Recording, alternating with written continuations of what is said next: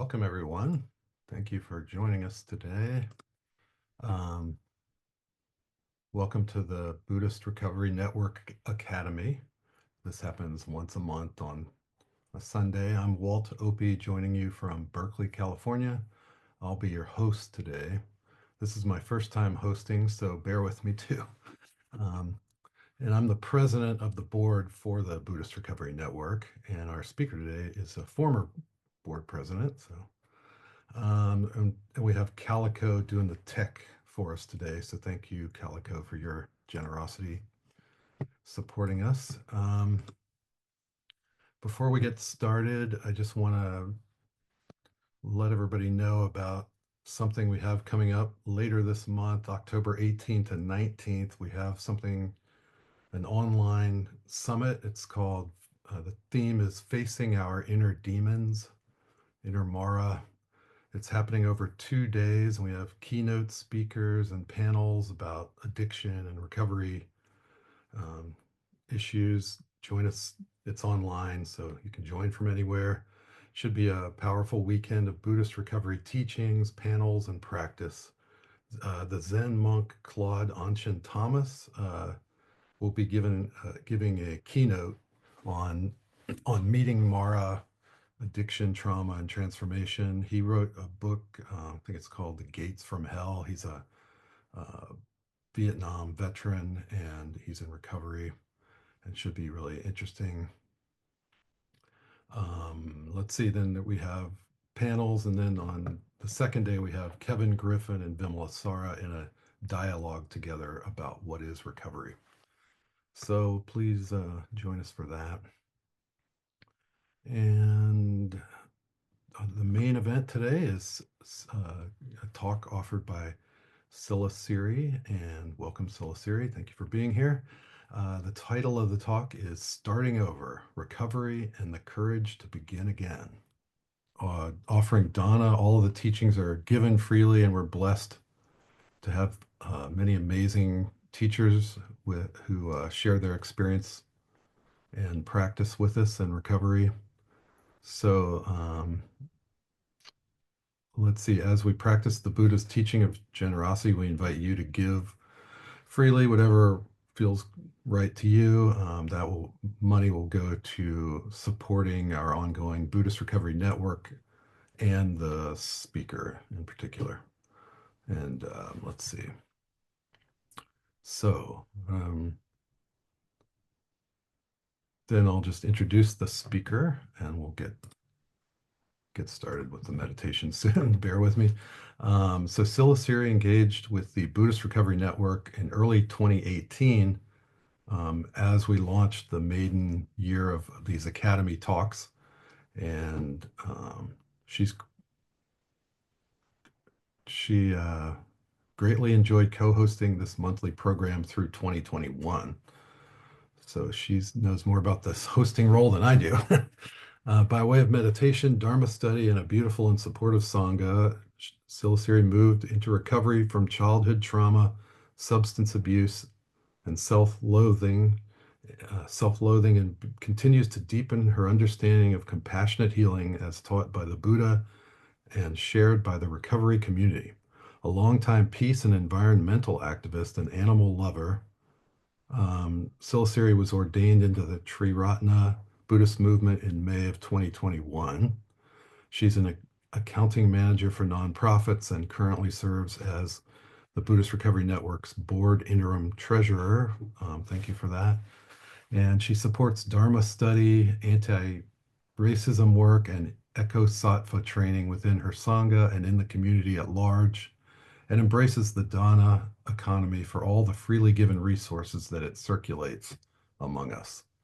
Silasiri recently relocated to San Francisco, near where I live, after 11 years building community in New Orleans, Louisiana. New Orleans. So, and then again, the talk title is Starting Over, Recovery and the Courage to Begin Again. And I think I will turn it over now to Silasiri. It's great to be here. Thank you for that very kind introduction. I'm truly happy to be here at this moment and having this opportunity for shared practice with you today. I am, in a great sense, I am starting over. I think that any form of fresh beginning goes better with meditation, and the meditation that helps keep us present for what's arising now in this moment. The best meditation for that I know is mindfulness of breathing, where you keep coming back to the breath. And so I think we'll start there. Just remember that every breath is a fresh start. It's a chance to reground us, drawing our attention to how we are now, to what's arising for us now. And if you think about it, the quality of the breath can only be described well in the present tense. You take another breath, it's new again, it's a different breath. So let's sit together for, say, 10 minutes and take up this practice. Mindfulness of breathing. The traditional practice has 4 stages, and we'll go through counting the breath and recognizing how each breath feels and see if it helps us to stay present. We'll be gently counting from 1 to 10. If we lose concentration or lose our place in the count, we just kindly begin again. We turn our attention back to the breath, we count 1, and we move forward. And so Ya will lightly lead us through the 4 stages. And I'm just going to do a bell check, which I apologize we forgot to do during sound check, but just if I could have another thumbs up if you can hear the bell. Okay, great. All right, let's begin. I'm going to kick us off with the bell.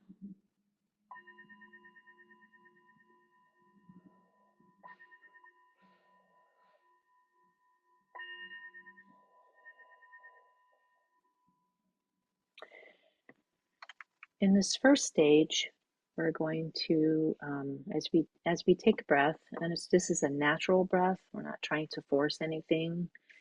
We're going to lightly recognize the count at the end of the breath. And so we'll take a breath and just recognize 1.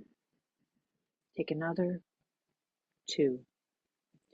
And so let's try this for a couple of minutes, and then we'll move into the second stage. I'm just going to count us off for 10. 1, 2, 3, 4, 5, 6, 7, 8, 9, 10. If thoughts wander, just come right back to start again.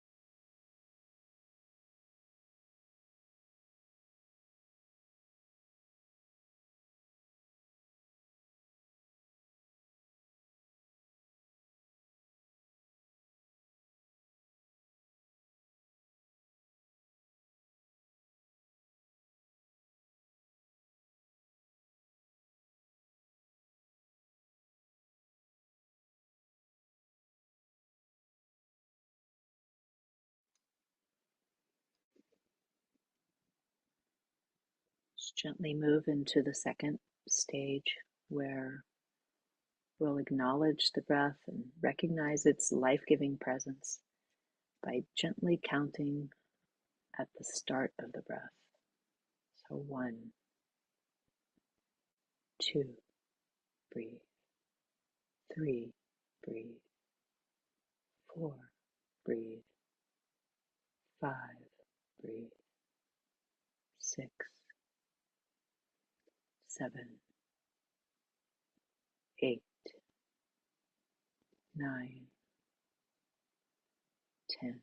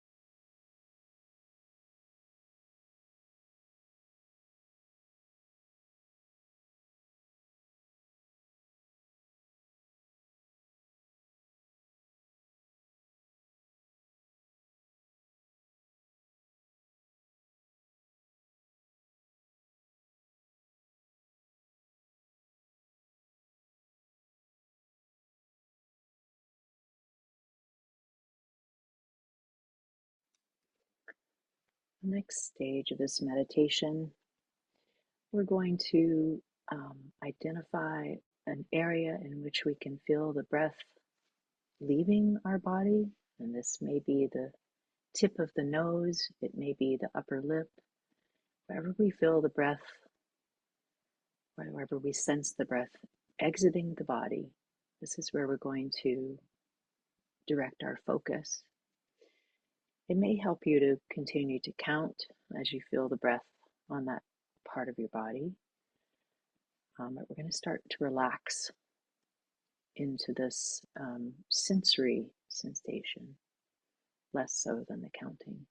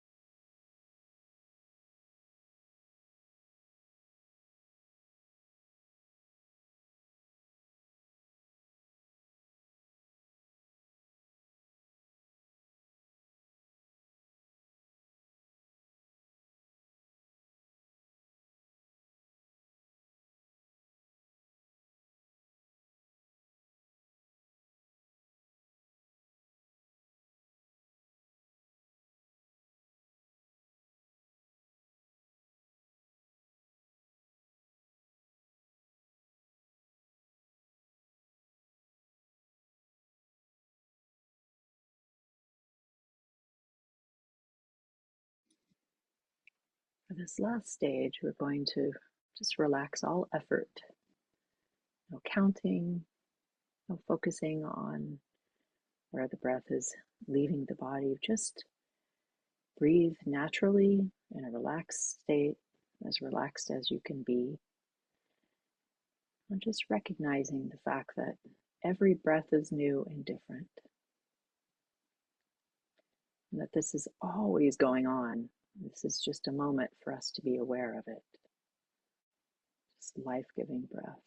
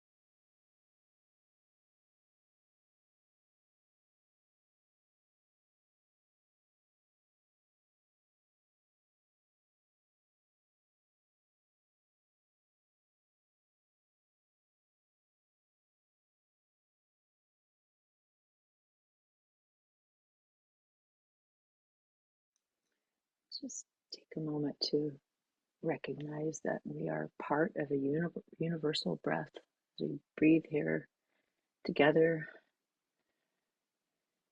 exchanging breath, exchanging presence, sharing a sense of life.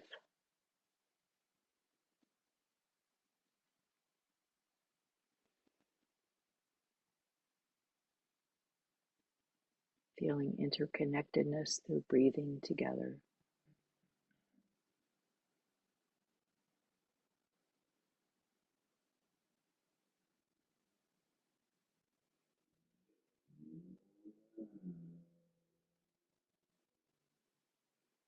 Every breath is vital.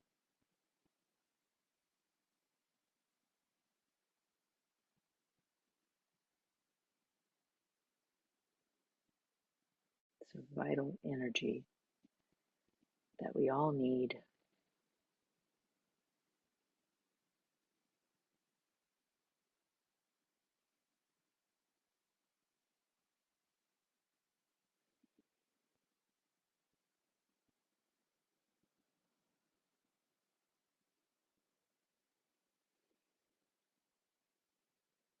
When you're ready, you can come back into this room, into this space of people who are here to practice together.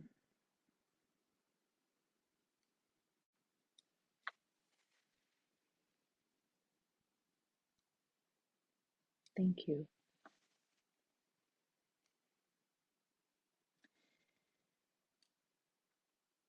So I just wanted to begin by sharing a little bit of a personal experience. I'm coming to this talk really having been in a place of starting over. It's coming through a major life transition, and recognizing this feels important to honor the fact that I'm starting over in many physical, emotional, and spiritual ways. And my mind is still wrapping its way around all kinds of new right now. Some things are old and new, and some things are like new, and I've never experienced them before. And it's very fascinating being where I'm at right now in a place, San Francisco, where I've lived before. And almost every corner, almost every inch of the city, I have some attachment to, I've had some experience in. And so turning corners can be very, can bring up all kinds of emotion, or memories. And so it's been very interesting just having this experience and trying to determine what's new about it. Like, what can I bring to this? Yes, there is this, but what else is there? What else, what is there that's going on right now in this moment besides the history that I attach to a place? And I can also say that the last couple of months have been extremely difficult and challenging for me, and I couldn't be more exhausted, but I can also not be more excited about the challenges that I'm going to be faced with next, because they're not over yet, and I know that. And I've just been on this journey, leaving a long-term relationship and setting up a new home for myself by myself, aside from my 4 pets, by my human self. And I'm doing this with a hope that I'm creating better conditions for growth and realizing my own potential. And Henning Mankell said, "You can have more than one home. You can carry your roots with you and decide where they grow." So I want to grow in conditions where I can be healthy, secure, and thrive in the community in which I live and in the relationships that I form. And it's an energy exchange. And it had just become abundantly clear to me that I had to make this move in order to help create these better conditions for myself to create a better container that can hold me as I grow. So, with the recent and ongoing experience in mind, I can tell you that a fresh start might be the hardest thing that you've ever done. And every obstacle may come your way. It could also be easy, with everything seeming to fall into place, and we just don't know. I tend to experience major changes and fresh starts in a more challenging way.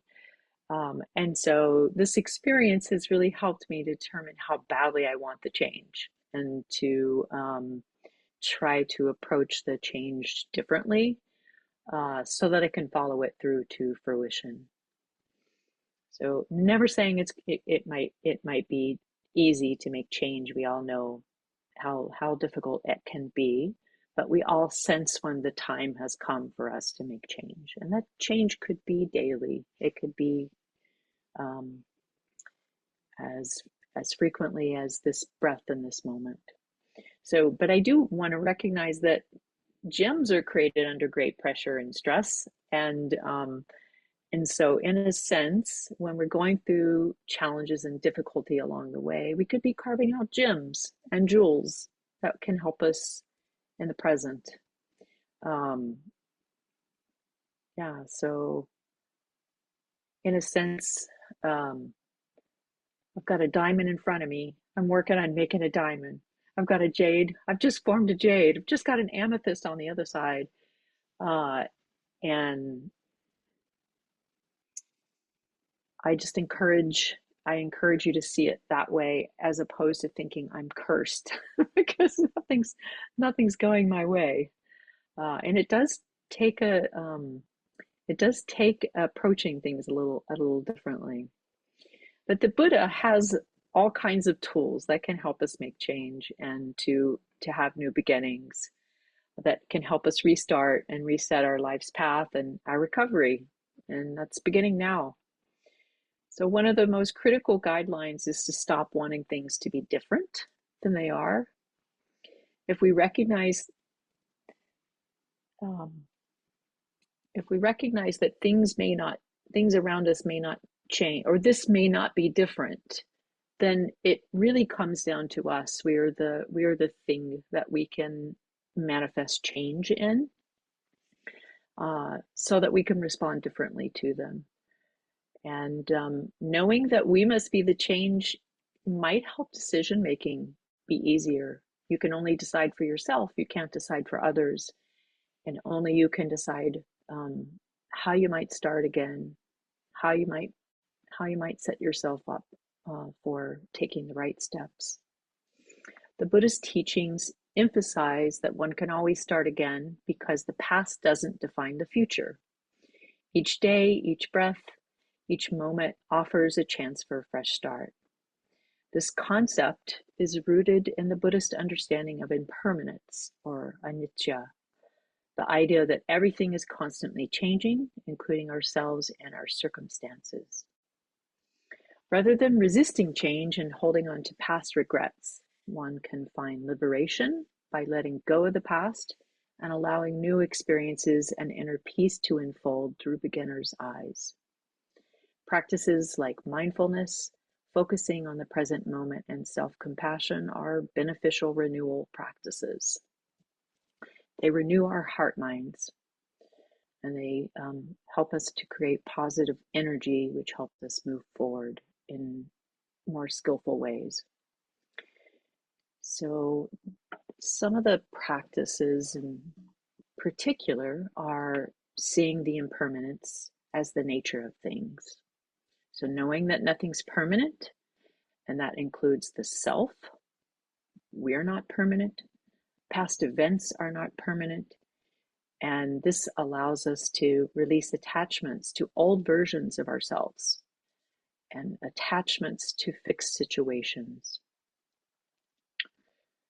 Present moment focus is not dwelling on past mistakes or failures, and seeing how our present actions have the greatest power to shape the future. Maybe change the question from what was that, looking back, always looking back, to what is this, more looking at your immediate present experience. We can work better with the present experience. This is where change can happen. We can't change what happened in the past. I find that fear arises more about the past and the future than it does in the present. Am I in clear and present danger? If not, then why am I so anxious? I'm probably anxious about what happened yesterday or what I think will happen tomorrow. Mindfulness and awareness of how we are now is an experience of rebirth. Even, or especially in moments of pain and difficulty, we can start fresh. We don't need to respond in the same habitual way that we always have. Perhaps if we can respond more cautiously and courageously, more skillfully, we can extinguish some of our negative karma, which is built over lifetimes. We may even come away from this new experience with a sense of purification and personal, emotionally positive power.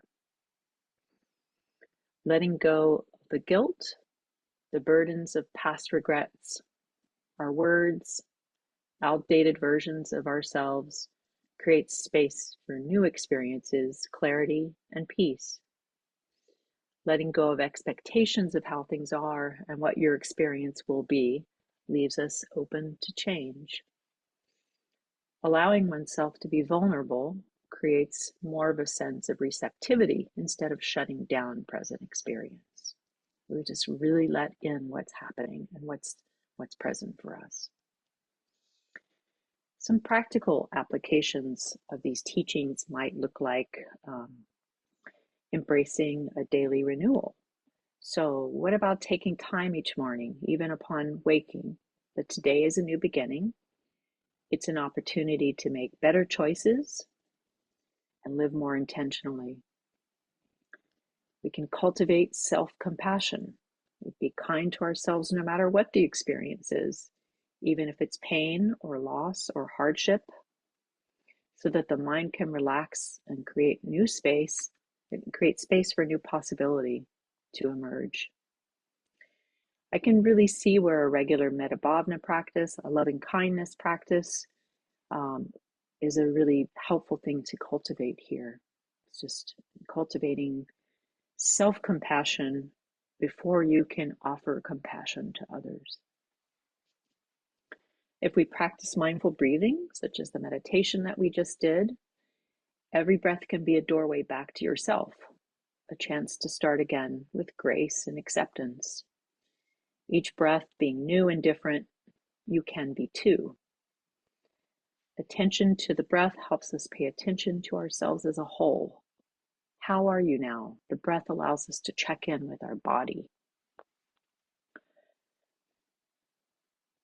Another practical application is using the beginning anew process, where we're consciously working to transform unskillful patterns of thought and behavior. We want to erase.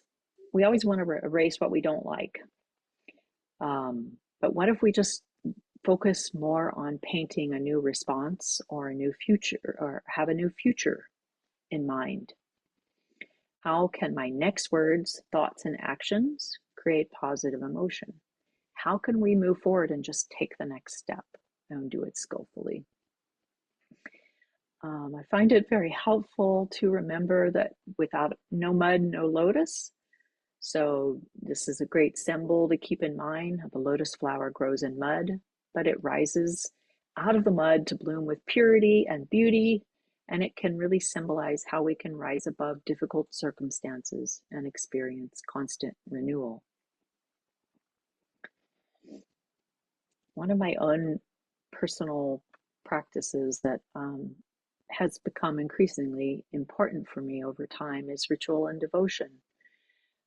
And if you're into Buddhist practices to help you through recovery, think about ritual. And we all have rituals, such as, coffee in the morning, taking walks with our dog. But here's a ritual: ring a bell, or bang a drum for yourself to encourage present moment awareness, or to recognize the fact that you just called yourself back to now. Hey, I just thought about the present and brought myself back to present. Let's celebrate. And or you could have your morning cup of coffee or tea to be a ritual to celebrate another fresh start, another rising to the challenge of recovery. You are here and you are working in recovery.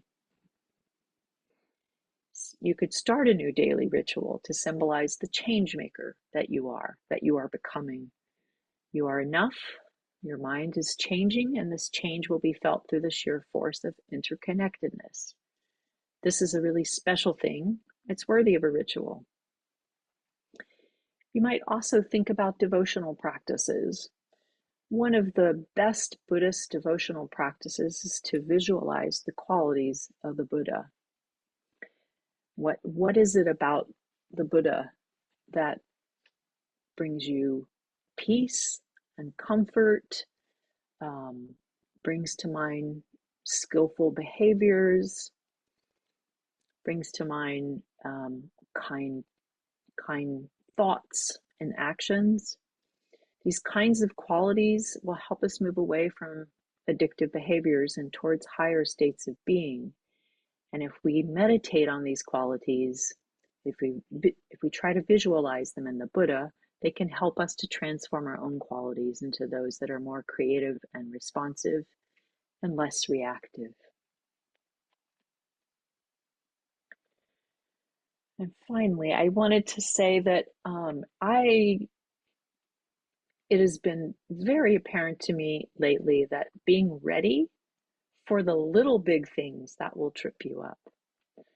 And that doesn't mean imagining what they all are going to be, because then you're living in the future, you're not living in the present. But just be ready, be aware, be vigilant um, about your well-being and things that can interfere with your well-being.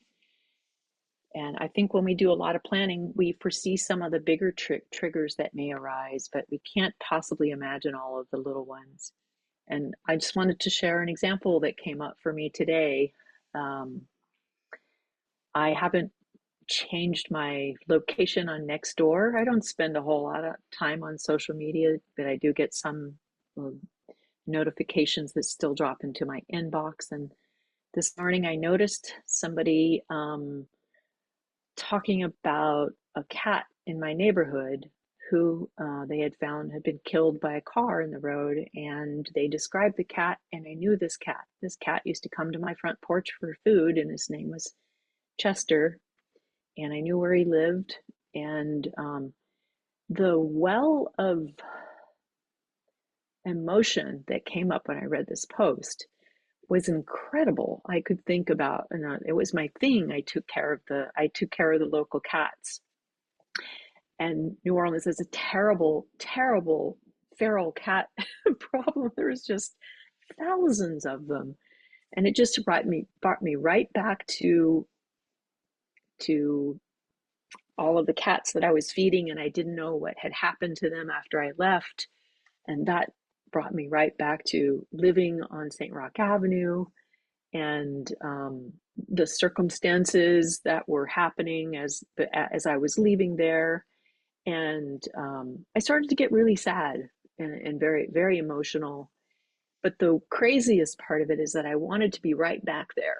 I wanted to go back to St. Rock Avenue. I wanted to go back to that house. I wanted to change things. And it's just an unhelpful habitual response. And what I could do instead, if I'm really, so I had to start again. I had to start again with like recognizing I was going down an unhelpful path. And what I could do is just really just take a moment to celebrate Chester and the friendship that we had, and recognize that Chester had a lot of adventures. He had an adventure-filled life. He had a lot of buddies. Yeah, he had a good life, and he taught me a lot about being in the present moment. So, yeah, just to quote Frida Kahlo, not to harp on the idea of change, but Frida Kahlo said, "Nothing is absolute. Everything changes, everything moves, everything revolves, everything flies and goes away." So, like Frida, we can be known for our unflinching exploration of life's impermanence, and we can recognize that every moment is new. We can start again with grace and grit, and the knowledge that we're all beginning anew all the time together. We are not alone in beginning again. And if we see our recovery as new each and every day, then perhaps we can be excited enough about the newness of it all that we don't let poor old habits influence our fresh choices about how to be in recovery and moving upwards and outwards on the spiral path.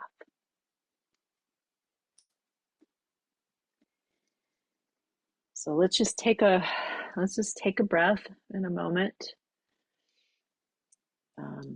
just to acknowledge that we are different beings than the beings who turned on Zoom this morning. We are different. We are changing. Thank you.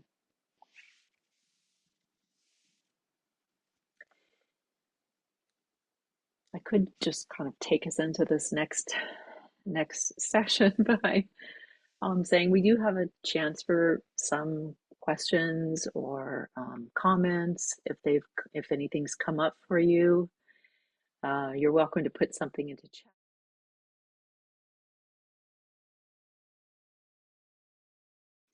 Well, I just encourage everyone to just check in with your, take a moment to check in with your breath again and see how you are. See how you are right now. See if this is, any of this has felt beneficial.